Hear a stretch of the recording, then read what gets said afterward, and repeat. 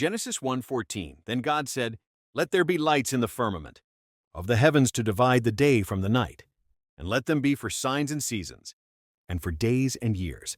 What does this really mean? Light came before the sun. Ambrose reminds us, the bramble preceded the sun. The blade of grass is older than the moon. So don't worship the sun, it was made after light already existed. Basil the Great agrees, the adornment of the earth is older than the sun.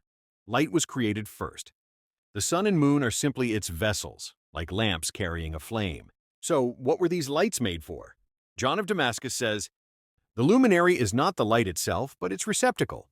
God placed that first light into the sun and stars, not because he needed to, but to give them purpose."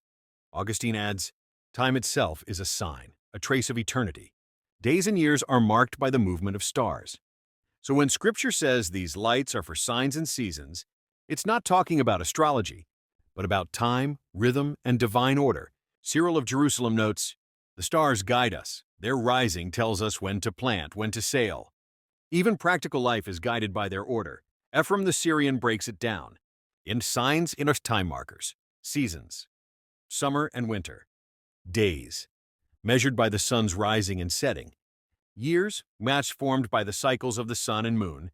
Chrysostom reminds us, Moses, guided by the Spirit, recorded the order of creation so we wouldn't fall into error.